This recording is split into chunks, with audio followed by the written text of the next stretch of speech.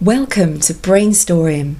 I'm Anna Tizard, dream punk and contemporary fantasy author of the deeply weird variety. And yes, I am referring to myself as well as my fiction. In this podcast, I explore inspiration for creative writing, the psychology of writing, and ways to really push the boundaries of your imagination to take your creativity to the next level. Once we've explored today's topic, we must, of course, have a round or three of the surrealist word game Exquisite Corpse, where I'll be mixing up words that you may have posted through my website at annatizard.com to create some really unique new story ideas. Brace yourself, I'm back!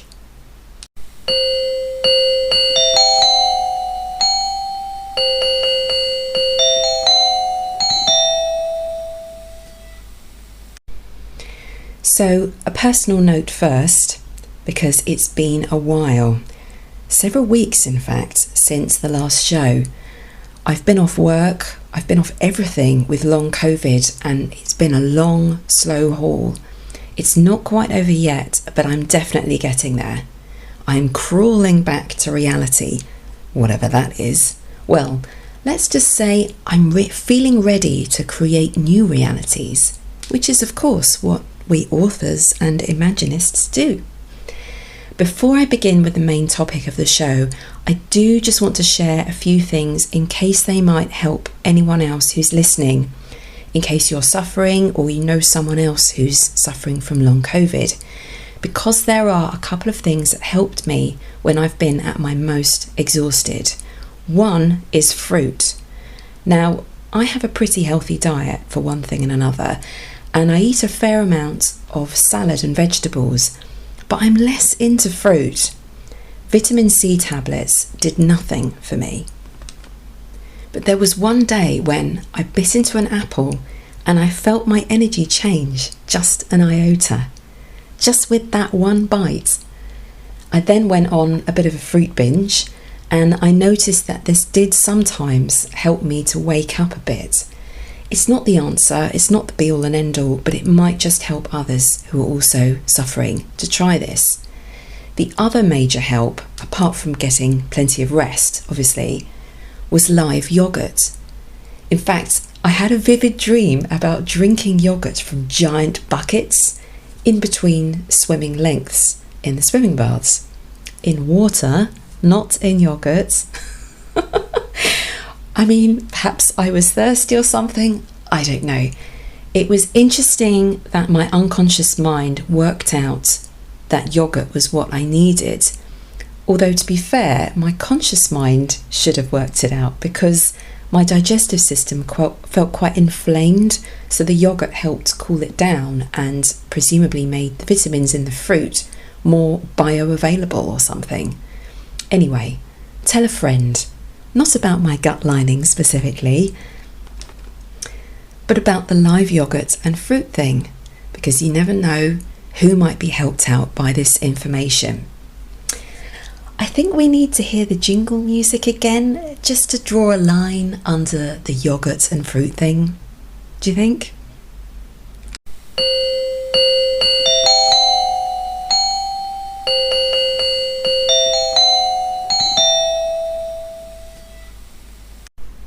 Okay, so in today's show, the 8th episode, I am very excited to share with you at long last the feedback some of you sent me about the beginning part of my new short story, The Midnight Ship, and about what you think should happen next.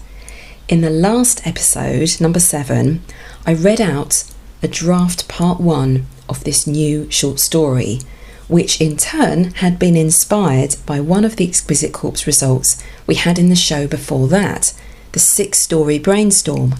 Funnily enough, that was episode 6. In a moment, I will give you a very quick recap on the story so far, partly because it's been a while, and partly because I got a bit carried away with the maritime theme, and so I recorded part 1 on the seafront near where I live in Brighton. My voice also got a bit carried away by the wind and the crashing of the waves and a ship went past, weirdly, appropriately. Again, quite noisy. It was difficult to find a quiet moment before half of Brighton pitched up with their dogs and children. But never fear, when the story is completed, I will read out the whole thing, clearly and indoors. At this point in time, the whole story is drafted and is in the resting phase. I'll probably give it about 2 weeks so I can come back to it fresh and edit it to make it the very best it can be. But since I got all this wonderful feedback, much of which has influenced and may yet still influence how the story finally comes together, I really want to talk about this midway phase of development, because after that initial splurge of writing part 1, where I was just writing whatever came into my head and discovering it as I did so, possibly my favourite part of writing as a discovery writer, the next stage after that, when you really have to decide where the story is definitely going, this is where I can easily get stuck. It's my weakness. I get excited by ideas, in case you hadn't noticed. The sheer range of possible directions the story could take can actually block me from being able to take the next step. I can get overwhelmed by the choices. So how do I cope with this difficulty? I ask my readers and listeners to send me even more ideas. Am I bonkers? Well, I just think it's really worth stopping after the first escapade into a new idea, once you've written all you can at that point, just to stop and consider a substantial range of possible directions before you go any further. I believe almost anyone can write a pretty good opening to a story, but developing that story to its full potential and bringing it all to a satisfying conclusion, maybe throwing in a surprise or two, a twist, that takes work, play, and practice. It also takes a lot of ideas. The more ideas you have, the more of a selection you've given yourself to choose from, and then you know for sure you're not going to go for something that might seem a little bit obvious. If you have a lot of ideas, you get to pick the very best ones. Now back to the Midnight Ship.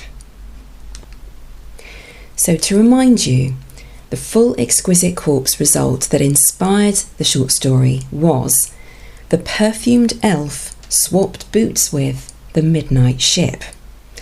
So we're working with some kind of bargain which might be unfair.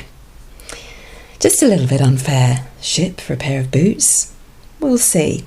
Now Elgart, that's the captain, he owns a secret ship called the Midnight that is only visible in moonlight. He's a trader in illegal magical goods, as well as having a legitimate business transporting ordinary goods during the daytime. At the beginning, we see him waiting for a trader to turn up, and a mysterious perfume wafts past him. Then we see him having an illicit meeting with someone who turns out to be an elf. And that's literally as far as I've got. But there's lots of hints dropped in there about what's going to happen next. Now from the start, I was quite drawn to the idea of perfume being some kind of subtle magic the elf uses to mess with Elgart's judgment. And so I do mention the perfume in the very first line, but this is still something I could change. Now, I got lots of feedback, and thank you to everyone who provided feedback, but so that I don't spend all day talking about this, I'm going to pick out some of the ideas from 3 people who made suggestions that chimed with my imagination and made me think, ooh, I might be able to use some of this. Now the first one was Tammy Nieuwoudt, who said, the elf wants the ship, but the captain won't give it to him. So the elf plays a tricksy bargain with the captain and says the captain can take one of 3 items off him in exchange for the ship, because any item on him is magical and will more than pay for the ship. Items are an exquisite silver bell said to possess insert magical quality here, or a wand that can insert magical quality here, or his boots that insert magical quality here that far surpasses the qualities of the bell and the wand. Naturally, the captain picks the boots because they're better. Elf happily hands the boots over. Captain gives up ship. Elf sails away with a smirk on his face as Captain puts the boots on and realises they're nothing but bog standard ordinary boots that have absolutely no magic in them whatsoever. Lol, that's all I could come up with. And then she goes on to say, of course, it doesn't have to be a bell or a wand as the alternative options. It could well be a wedge of cheese or a toothpick or whatever. Haha, very fun. Thank you, Tammy. I am strangely drawn to the cheese right now. I also feel like I want to insert magical quality here every time you say it. That maybe the silver bell can call your true love to you, and with the wand you can command your enemy, make them do whatever you want them to. And then the boots, because they have to be the most valuable, I thought at first that the ultimate power would be to have eternal life or something like that. But as I was starting to go through these ideas, I was beginning to feel a little bit lazy for coming up with these fairly obvious ideas to fill in the gaps. And I'm always looking to do something different, bring something unexpected into a story. I want to be surprised. So I'm looking for the spark of ideas in this. With the 3 choices, it feels very traditional fairy tale style. But even in something that's been used many, many times before, you can always find something fresh. It depends what you do with it. I think that the 3 objects might be a reason for Elgart falling for this trick. If it's in 3s, he's thinking, well, elves are bound by things in 3s, aren't they? Isn't there some lore about it that's quite fundamental to their kind? And as he's thinking this, we smell another plume of perfume drifting past his nose. Yes, he's sure that's the case. He's definitely read it somewhere, that elves cannot lie or trick people if the bargain is based on the rule of 3. So this has to be a great deal. I think I'm going to have to give him the ship. If I followed this development to the story, I don't think I'd have to make any major changes to the beginning, because it doesn't actually interfere with the perfume idea or the overall structure of this bargain that may go well, may go badly for Elgart. It's more of a detail of how the bargaining part unfolds. It's something I might use. Of course, once you start choosing ideas that take the story in new directions, the chances are you'll need to go back and change the beginning. Never ever start a story with the notion that the beginning is perfect and must not be touched. There is no such thing with first drafts, thank God. Especially if you don't know the end yet. The beginning contains a hint of a promise that is in some way fulfilled by the end.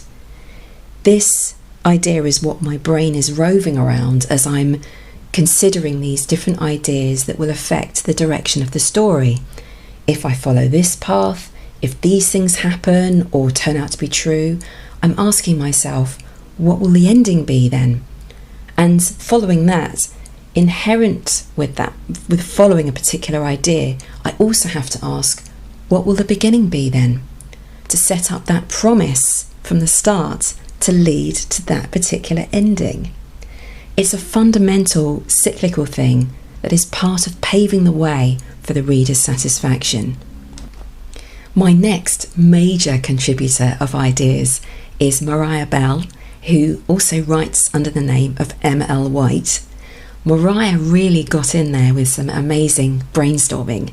She especially got me thinking about character, which I realised I really needed to do at this point, particularly about the elf who'd only just appeared at the end of part 1.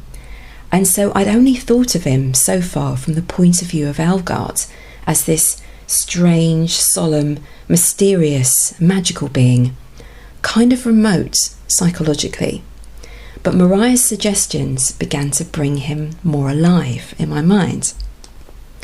She said, the elf needs a magic ship to go somewhere. It's a special place, so only magic ships can reach it.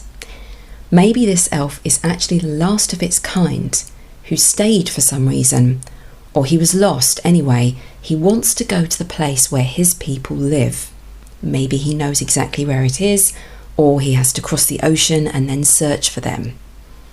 She then went on to say, he doesn't intend to trick anyone because he's an elf, and it's very important for him to be honest. Or maybe elves can't lie. Now, this is a totally different approach to what I was thinking of the elf as being a trickster who cheats Elgart out of a ship.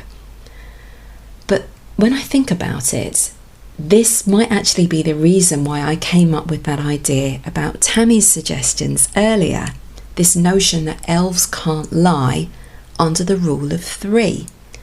Because when I first scanned through all of the ideas, I did so at once, and then all of the different aspects began to become intertwined.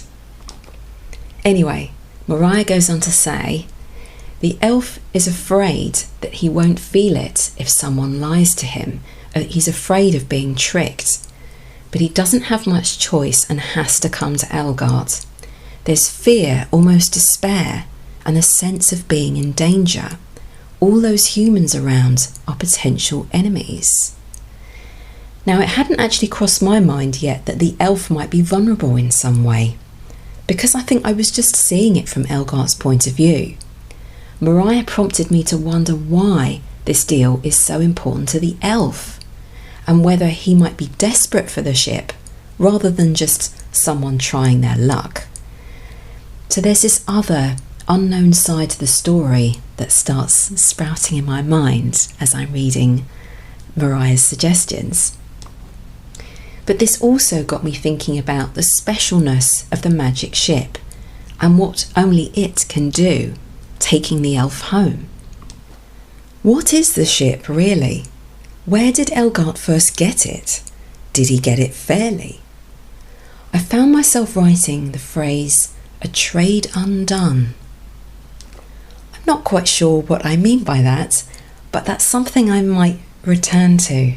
Sometimes you just got to allow your minds to just come up with a phrase, jot it down, don't question it, because later on it might repeat on you and you might realise that it's telling you something interesting about a story.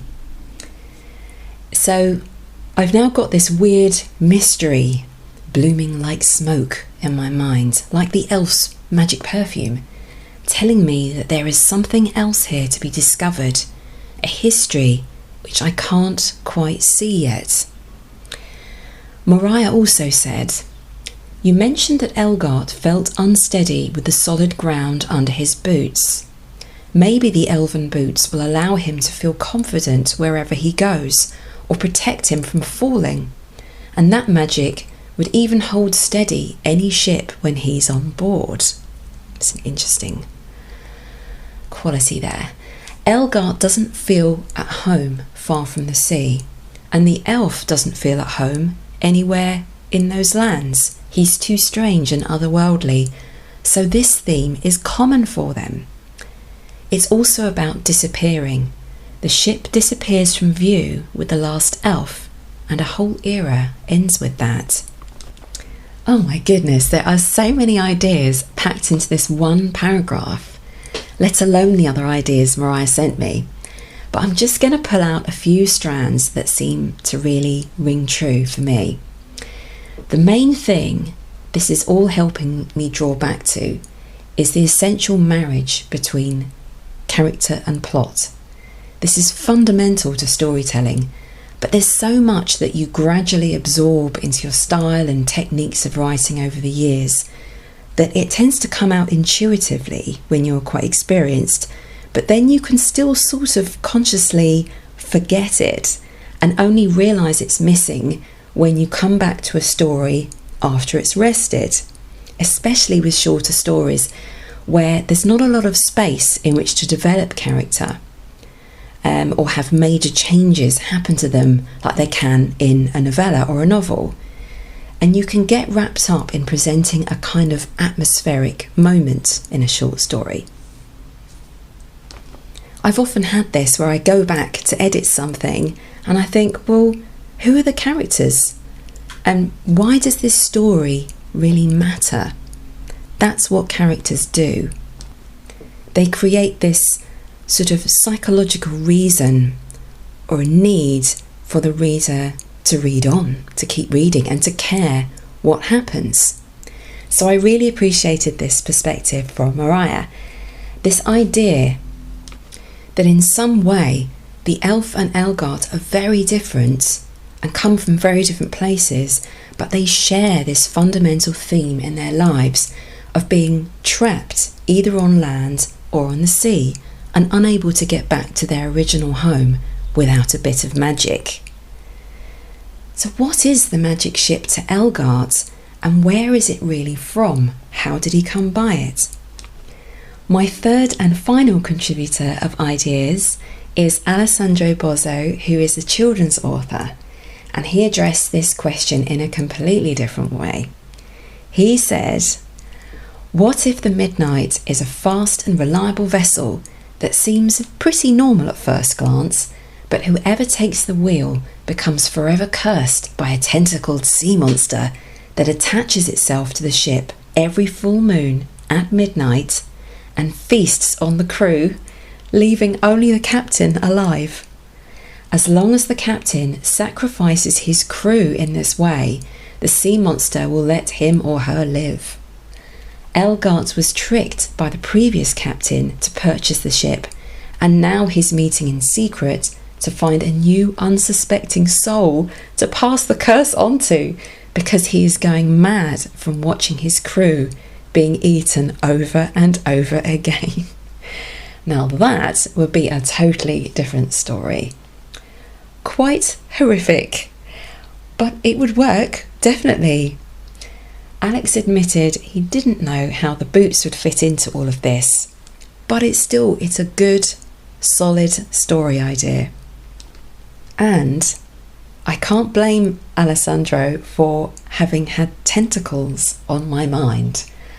I realise that sounds completely bonkers, but during the worst part of my long COVID, when I couldn't read, I could barely concentrate on TV, my ideas never really stopped, not completely.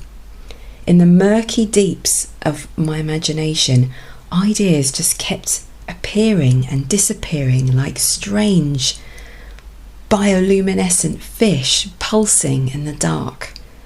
I had to keep a notepad next to me on the bed because I had to jot down these odd, fleeting images that I might be able to use for stories.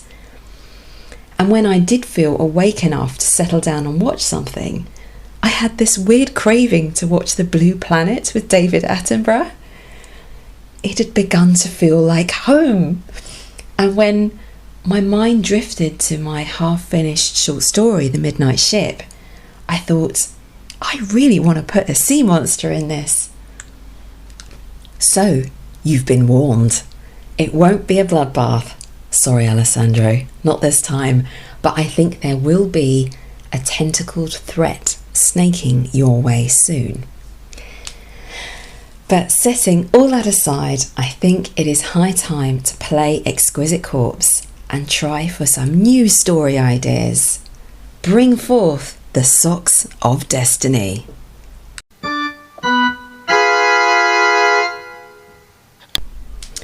Yes, indeed. Gosh, it's been so long since I last played. I hope my imagination is up to scratch. These These socks are absolutely bulging with story ideas. They are fully replenished by all the words that people have kindly been sending, so I've just got to jump in there and see what we can find. Right, my first describing word is from Anonymous. Helpless. Right. Who or what was helpless? Let's grab a noun, make it a good one. This is from Mariah. Flute. The helpless flute. It's an interesting idea. Let's try for an action.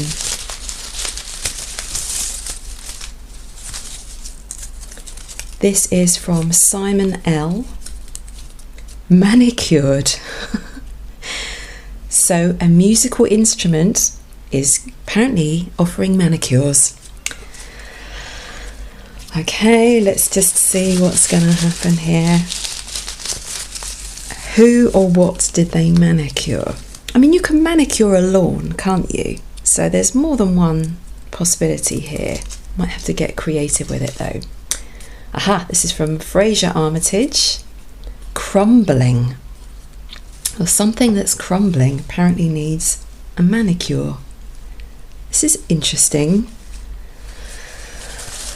Let's see then what word is going to seal the fate of this story.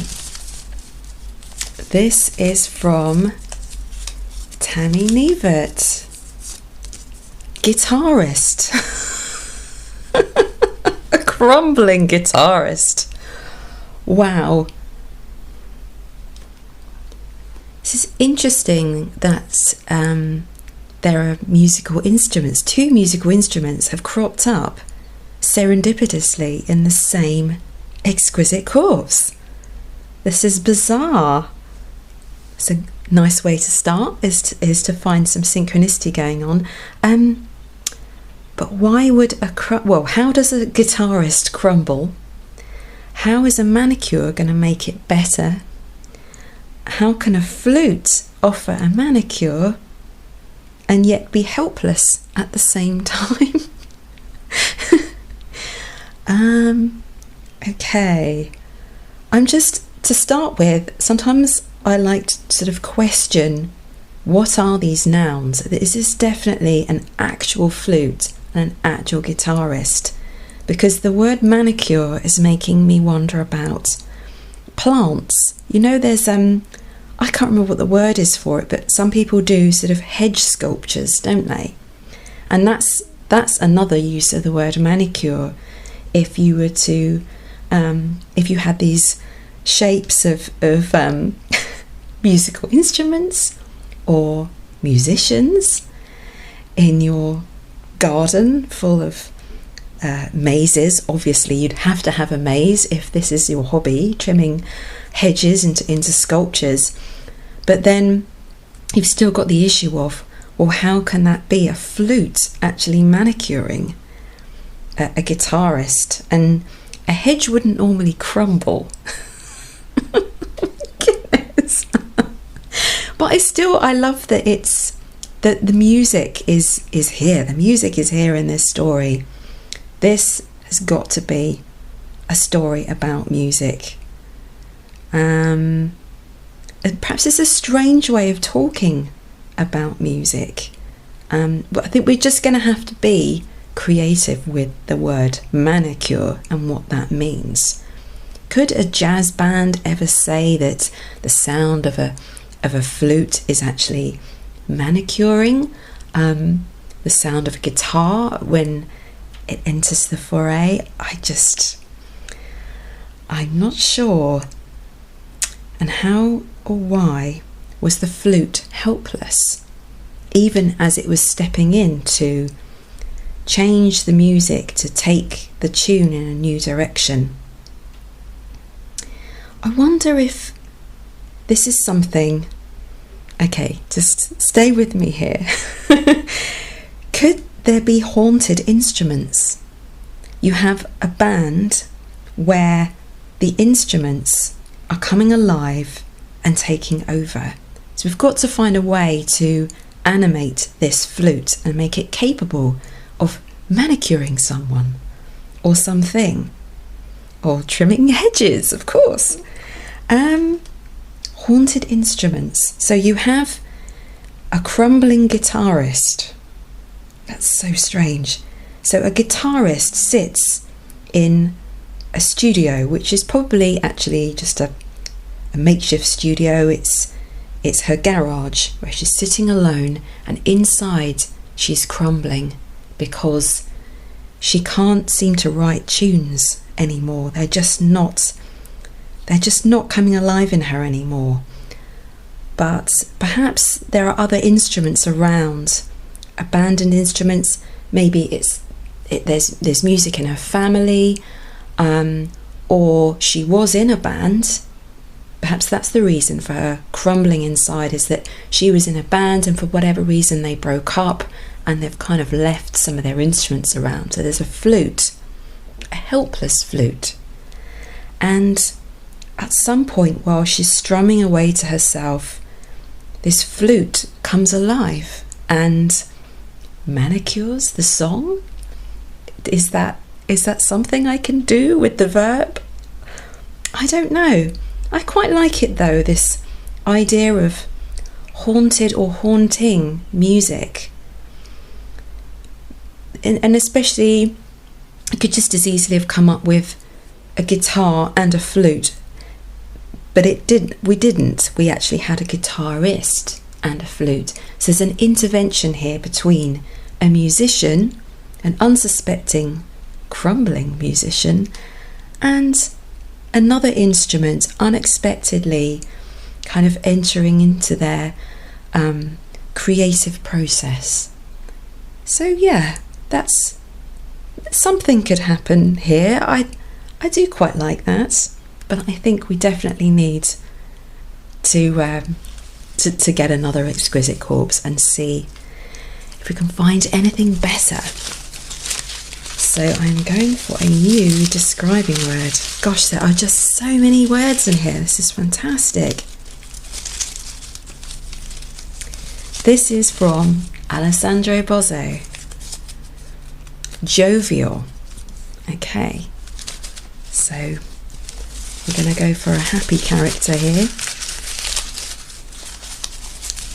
And this is from Paul Thomas. Monk, the jovial monk.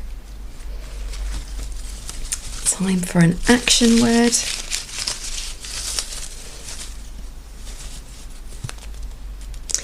This is a Twitter ID, Denison_Elena. Crossed the Siberian tundra searching for. Okay, wow. And yet he managed to stay jovial. That's quite impressive. Right, another describing word. Again, this is from Mariah. Mariah sends me lots of words. Adorable. Gosh. Okay, what was adorable?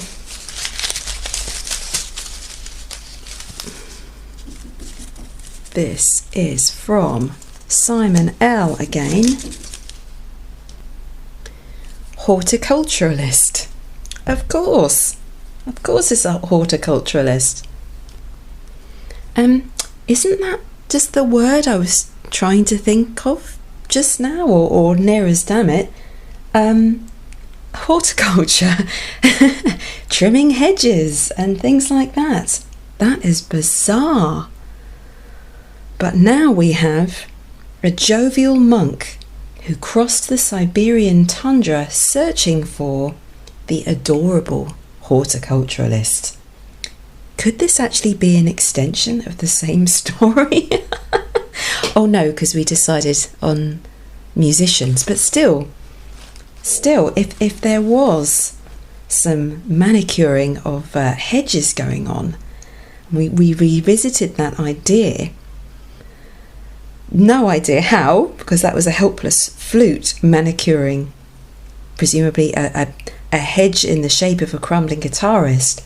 Now a jovial monk is crossing the Siberian tundra in search of the adorable horticulturalist. How do you get to be adorable?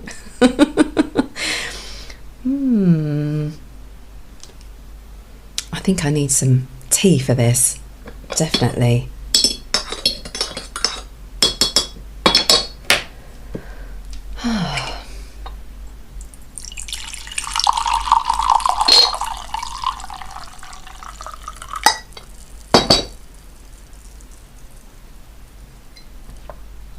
Okay.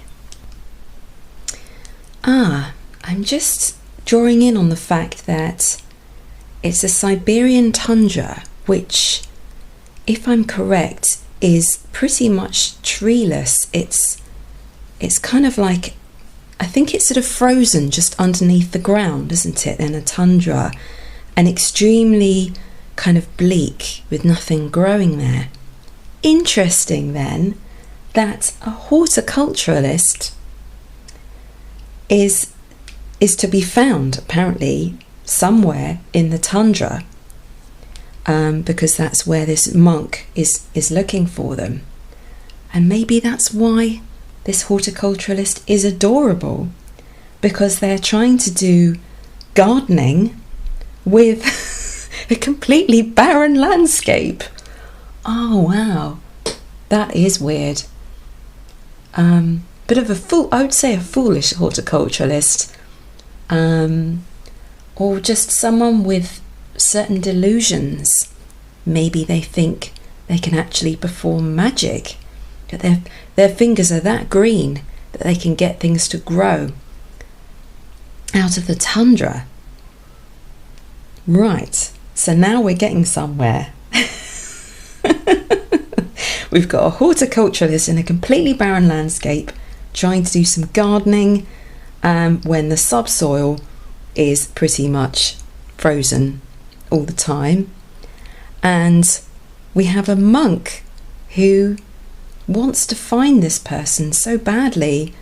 They're happy to cross this barren landscape, yet they're jovial about it. There's sort of happy feelings going on here. Jovial monk, adorable horticulturalist. This is actually a positive thing. Let's not get drawn in by the bleak landscape. This is about what they believe can be made out of nothing. This is a spiritual tale, possibly a religious tale, where they're committed to making something beautiful out of a barren landscape, because they just believe in what is possible. Yeah, I think this could become a story, but we'd have to sort of work out what exactly it is that the horticulturalist believes they can garden out of this tundra. Is it possible that there's a very particular type of plant they think they can grow there, which might not grow somewhere else, or something they need to grow in secret, which is why they'll go to the most unlikely place on earth, uninhabited, or at least there'll be parts of it, I'm sure, which are uninhabited, and do the impossible, make the impossible grow from the ground. So you could do all sorts of things with this, really based upon what is it that the horticulturalist is trying to do, trying to grow, trying to hide.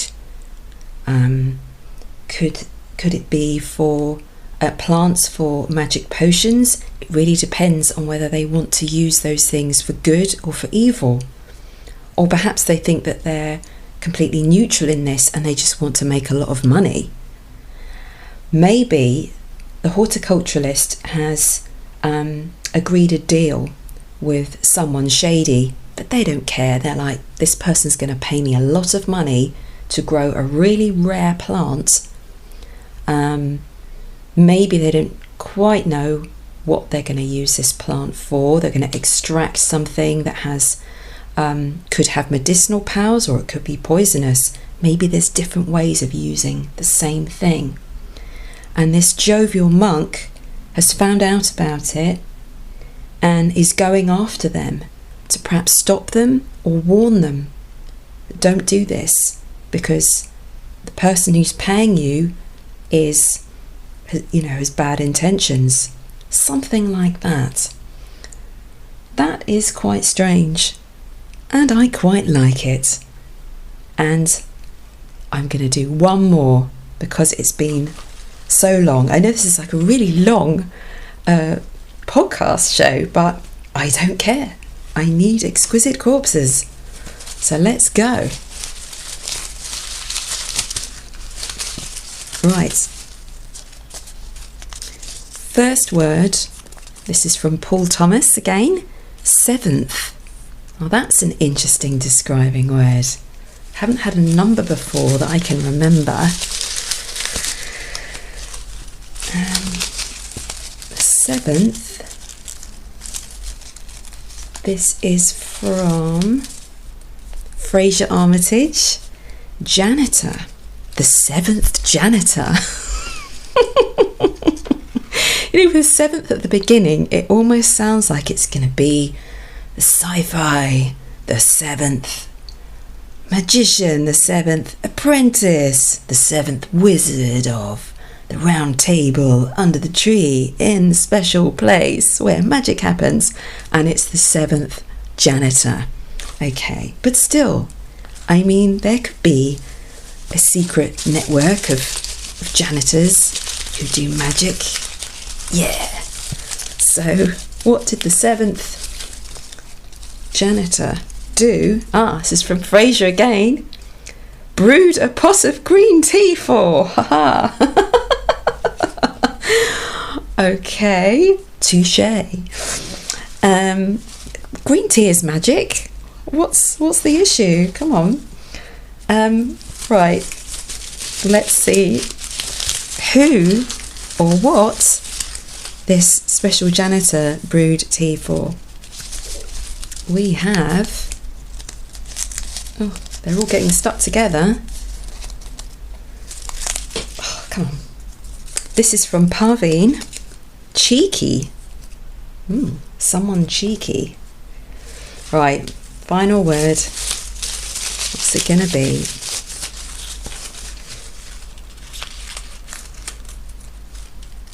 Mariah, and this is condor. Gosh, that's a kind of vulture, isn't it? A really large vulture of South America, I believe. Right, so cheeky little condor, you. The 7th janitor brewed a pot of green tea for the cheeky condor. Well, I think I'm going to need some green tea myself to work out what this story is about. Blimey. Right. I think we can agree this is no ordinary janitor. I mean, he's the 7th for starters. And he brews green tea in a pot, which of course you must do that. But he's working with wild animals, with birds of prey in South America who are quite scary, and yet they apparently enjoy green tea. So we have a secret ring of janitors, of cleaners, but what do they clean? It's just occurred to me that in a way vultures are cleaners of sorts, aren't they? Because they eat the dead. So, I wonder if we can draw a connection between them. So there's perhaps a place in the mountains, and this is where the janitors meet for their annual secret meeting. It's not all janitors though. I promise. Well, actually, I don't know. I say these things, I have no idea. There might well be a secret society of cleaners who meet in the mountains once a year, where they brew green tea in pots and feed this, give this to cheeky condors. Wonder what's cheeky. And why a condor? What's special about a bird of prey? Perhaps, I wonder if it's something to do with the way that witches often have a familiar. Okay, we're now really pushing the boundaries of what janitors in this secret society, what they're up to and what they're capable of. And there's a cheeky condor amongst their familiars who, I don't know, maybe they're less scary in the presence of their owner, this janitor, and then nagging for food, or they're tapping the edge of the teapot, demanding green tea immediately. Make my green tea now, like a cheeky pet.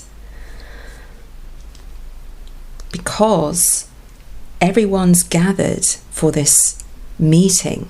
I want to know what the meeting's about, and I think I would need to have a real think about what I think these janitors are up to, because this is kind of like one of those beginning Exquisite Corpses, when you just think, I just want to write the scene, and then surely it will reveal itself to me what it is that's going to happen after that.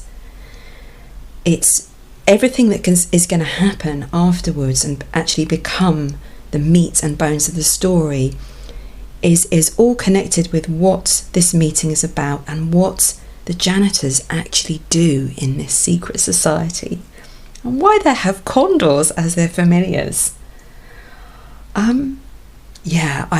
I do quite like this. I'm almost frightened to start writing it though, because well, I'm not frightened, it's just, if I were to try and come up with something, I would just have to let go and not fret about what's going to happen next. This would be like a pure discovery writing adventure. Let me know if you have a go at this. If you want to have a go at it, tell me how you get on. And see if you come up with some really interesting ideas. And thank you again to everyone who sent all these fantastic words. The socks are replenished, but hey, there's room for more. I've just made a load of space in these socks by pulling out all these words. So if you have a moment and you'd love to join in, please do go to annatizard.com and click on the play tab. Next time, it might be your words that I'm pulling out of these socks to create wild new story ideas never imagined before. Oh, and I almost forgot, Alessandro, Bozzo and Fraser Armitage have suggested a new hashtag for all of this. Hashtag socks and tea. So if you want to find other regular players of Exquisite Corpse on Twitter and join in the banter, search that hashtag socks and tea. Use it, and who knows, we might create a trend. Until next time, stay well, go forth and be inspired.